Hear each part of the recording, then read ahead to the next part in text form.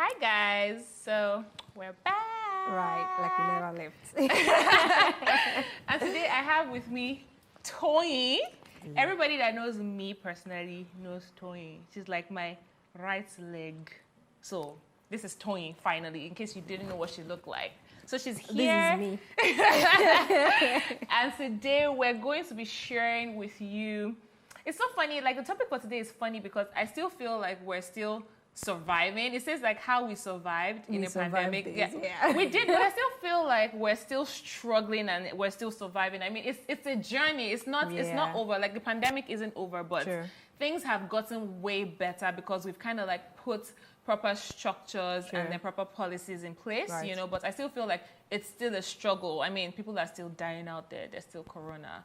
But anyway, so it's story time, and then we'll give you guys like gist of how it went down, how we got zero bookings. It was, oh my gosh, we were always losing our minds, believe me. Like zero, like we had zero bookings at some point. 2 months. For almost 2 months, and we had to just re-strategize and just change our entire structure. So, Tony, are you going to start? No, I think you should. Okay, so we started, I mean, in 2019, early 2019, we're still managing our own properties. So for that one, we do like rental arbitrage. So we just had that one. And then towards the end of 2019, we were managing properties for homeowners. So we had 2 more properties that we brought into our portfolio, which is Vidara and Foundry. So we have Casa Nomads, Vidara and Foundry.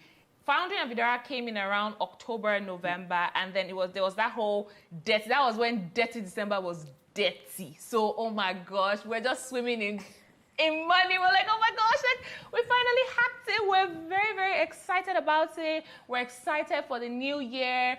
Excited about managing new properties and all of that. And then by February, we got the opportunity to manage 3 more. So we're like, yes! I mean, we have 5. 4. No, 3. Wilson came in. Okay, yeah. Oh, I forgot. Okay, yeah, 4, yeah. So we had opportunity to manage 4 new properties. I've totally forgot that one. So 4 new properties. We're like, yes, we have arrived, though. We're counting and everything, and then the pandemic happened. So I think for me, when I knew there was an issue was when we started to get cancellations on Airbnb. How did you feel when maybe like the first cancellation happened and the person was like, oh, we're sorry, there's a pandemic, we can't travel anymore? Did you think like more people were going to cancel? At that time, I didn't know more people were going to cancel because then Nigeria, we didn't even know what was going on that's true. Until we came back from the trip in March. Dakar, that was when it dawned on us, and we were like, okay, what's going on? I remember when you guys came back from Dakar, and then everybody's like, okay, wait. And then when the first case in Nigeria, I think that was it. Yes. When the first case in Nigeria happened, that was when we're like, okay, oh my God, this thing is here. Like, we're like, okay, this thing is, because, you know, we're like, oh, it's far away in China, it's in the US, it's in the UK, it's in other European countries. Don't worry, I mean, Nigerians, people were saying, oh, it's hot here. Corona will survive. Until the first person. And then there was an index case. Something of index case. So it kept on. I'm like, okay, and then the cancellations began to flood in. So regardless of the fact that hosts had like strict policies, Airbnb still refunded everybody's money in full. They did not care, provided people cited the pandemic and corona and all that. All the cancellations, full refund. But then, I mean, let's be human and let's be feeling. I don't think that was such a bad thing. It wasn't. Because if it was me on the other side, if I was a guest, I mean, I literally cannot travel. My country is on lockdown. Right. How are you going to penalize me for that? You know, so I didn't feel in any type of way, you know. But I mean, when the cancellation started coming in, I was like, hello. Oh my God. Where do we go from here? Like, had we started managing those 3 properties? No, not yet. But we're on we're just right into it. So regardless of the pandemic, we still signed a contract to manage 3 properties in the pandemic. We kept our faith alive. I know. We did. So it was really, really funny. And then prior to this, our whole, oh, you cannot come and view our property. We were so proud. Oh we my were too God. proud. People would ask us, oh, can we come and view? We're like, nope, you cannot. What you see is what you get on Airbnb. So go on Airbnb, look at what you see, and what you see is literally what you get. But then we had to swallow our pride. And we now began to now look inwards and go like, okay, international travel has literally halted. Nobody is coming into this country. What do we do? Where do we go from here? Now, remember that time we wrote proposals? So about 80 companies.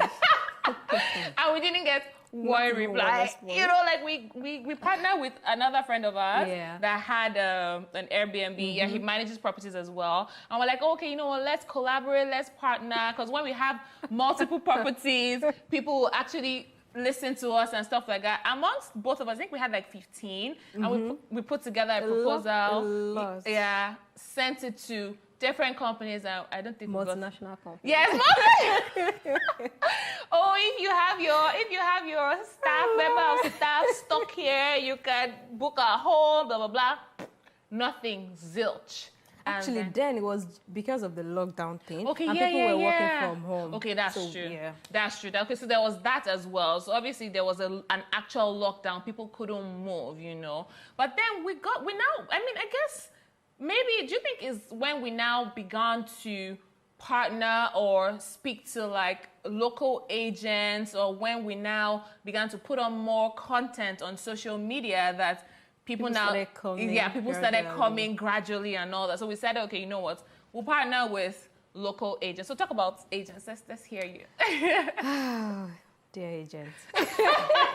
They're Tony's best friends. Trust me, don't mind her. Oh, okay. So then, before the pandemic, like you said, we never allowed offline booking, strictly online. So when the whole pandemic happened, we had no choice than to just work with them. We started partnering with all sorts of agents, both good, bad, everybody. Yes. We just wanted to get our houses filled up. Yes. And all sorts of agents came in with different guests. Oh my gosh, good guests, bad guests, annoying guests. So a lot of issues with them. Yeah.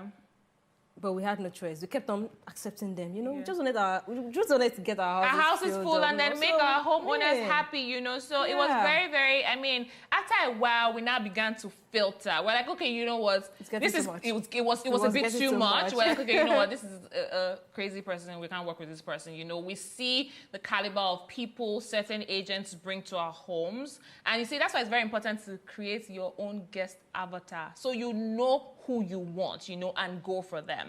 So, I mean, we began to see, okay, you know what? These ones, we can't work with the kind of guests that they bring in. And our pride came back. No, it's not pride. I mean, but regardless of getting the houses full, for me, I also want to preserve my homeowner's property and my property as well. It's extremely important to me. So it's not just about getting it full. It's also about getting the right people in there. Right. Look at Alvidar and Foundry. We cannot just have anybody in there because it's a family type space. It's a family type mini estate. You can't afford to have anybody in there. You're going to get a call at 3 a.m. in the morning from your homeowner telling you what's going on here today. Right. These people are making so much noise. And you'll be ejected. Exactly, and you'll be ejected straight up. So, I mean, we couldn't afford to do that, you know. After a while, we began to like filter the kind of people, and then we now worked with particular like agents that gave us the people that we wanted, and then we got more aggressive on social media, started to do more WhatsApp stories. So we're using Instagram, Twitter, Facebook, WhatsApp, all our social media platforms, mailing lists that we probably hadn't sent a mail to in like God knows how long. We're sending mailing lists, doing sponsored posts, like doing everything possible to just attract people to the spaces, right? And then after a while, I guess with the spaces, we're kind of lucky because even though there was a lockdown, it wasn't empty for so long. Let's be honest. Fair enough. Let's actually be honest. Because we had our special guest in Vidara that was there for like 3 months. And I mean, he was so amazing. You know, that's like our favorite guest ever. Ever. No stress. Shout out to you, Ibuko. If you watch this video, we love you. We talk about you all the time in our office. Like, you literally give us zero stress, and you are like who our ideal guest should be. So thank you so much for everything. So that was Ibuku. And then we also had the company that That stayed 54 Gene, yeah. So we had a company that stayed in our apartments and they were there for like 2.5, I think it was almost 3 months as well. So if I'm being honest, yes, there was that whole lockdown period, which probably lasted for like 2-3 weeks, but subsequently it got better, you know, because we're being like more aggressive with literally everything. So we moved all that, and then, I mean, the online platform was still there. No bookings, nothing. Maybe we'll get one inquiry. But they still cancel. Yeah, that's true. You book cancel because they were not sure if the lockdown was going to be lifted. Okay, that's true. There was so, that as well. There's just too much uncertainty with the pandemic. I mean, everybody knows that. But then after a while, we now started to our precious online platform Airbnb started to now pick up, and things now got slightly better. You know what I mean? We'll be like, we did 28 out of 30 this month. That was June, July. Oh my gosh, June, July was probably the best. It was full. All the houses. Yes. Good. All the houses were full to the brim. We're like, yes, we have arrived. You know, so I mean, like we said, it's still a struggle, you know, but I mean, we've devised, we literally survived, you know, just by relaxing our policies, you know. That was very, very important. Like I said earlier, we will never, ever, ever have allowed anybody to come and view our properties before. But then after a while, when agents call, once we're like, yes, you can come and view. Give us a time and date.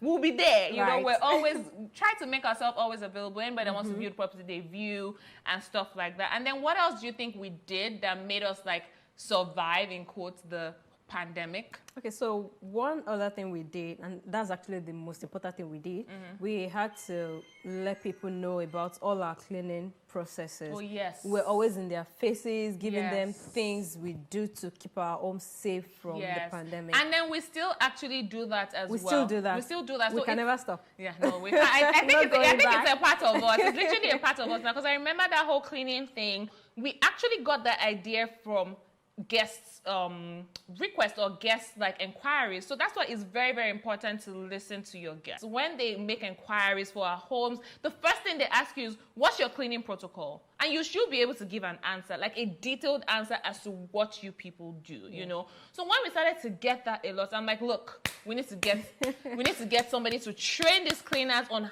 how to clean and how to clean properly. Shout out to Tidy Tribe, Steph. She hooked us up well.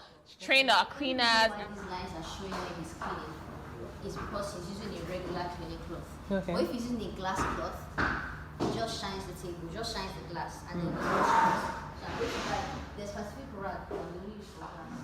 And then we began to we had proper safety protocol. We use masks, use gloves. We have sanitizing dispenser in all our homes. We give complimentary masks. And then now we've even gone a step further to ensure that there's almost no contact by installing smart locks and then safety. What do they call those things? Key safe lock. Key safe lock. Yeah. Where you just keep your keys in, your doors can just take the smart lock thing. Exactly. So key safe lock in all our homes. So you don't have to no gate man or no security. No security is handing keys over to you. So you have your key in a safe lock. You have your passcode. Take out your key and then open your door. You know, stuff like that. What else did we do for? And then the consecutive booking. No consecutive booking. Okay, so we don't do consecutive bookings anymore because we feel we know that our cleaners cannot clean intensely if there is a back-to-back booking. So prior to the whole lockdown pandemic thing, it was you check out at 12 and then somebody else can check in the same day at 3. But we're like, no, that's not going to happen anymore. We need an entire day to clean, sanitize. So we sanitize your space before every guest. So we had to clean, sanitize, do all that, and we knew that we needed at least a day. So that entire day is empty, blocked out, clean, sanitized, especially for you, you know, and then the next day you can check in. Yeah. You know, things like that. So we put in all those different measures, and it has really, really worked because I hear people, these are just even my friends or people that just randomly know I own Casa Nomads or Niger Nomads. They're like, oh, this one thing that I love about you is you guys, your cleaning process, because we show it's in your face. Whether you like it or not, you will see that we sanitize your home for you. So, yeah. And also, we forgot to mention the social media platform. We just like to maximize our social media platform. Yes. So just go in there, post as many things as you can. And then give value to, like this YouTube video to your value. homes. So yeah. No, seriously, it's not just about posting pictures of your houses and all that. You need to be able to give people value. So value is very, very important, because that's what social media is about, right? You give value and then you definitely get something in return. So just give, and then for sure you get something in return. Right. Yes. So anything else? Okay, so do you think, going forward, do you think this pandemic will last for another longer period? I mean, even if it lasts, we're ready for it. You think so? Yes, I feel like we're totally ready. We've gotten to a point where we have become very adaptive. We're not very, very rigid and strict in our ways anymore. So now, I mean, if another thing hits us, we're like, okay, you know what? How do we survive in it? Do you understand what I mean? So I feel like we will adapt no matter what. And we're human beings as well. And I have like an amazing team. You know, so we'll be fine. I feel like even if it lasts for another 5 years, I feel like we will be fine. Yeah. Hopefully. We will be. Definitely. High five.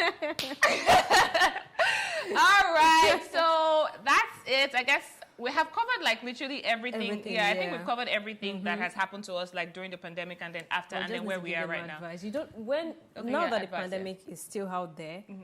You don't need to freak out. Everything will be fine. Yeah. Just follow all the steps and everything definitely will be fine. And then like I say, everything good will come. Definitely. Yeah. So thank you for watching this video. Let us know how, I mean, if you're a host or if you have a property, let us know how you have survived in the pandemic. You might have other tips for us that we don't know about. So please let us know. We need to get our houses full. We need to. Thank you and take care. Bye.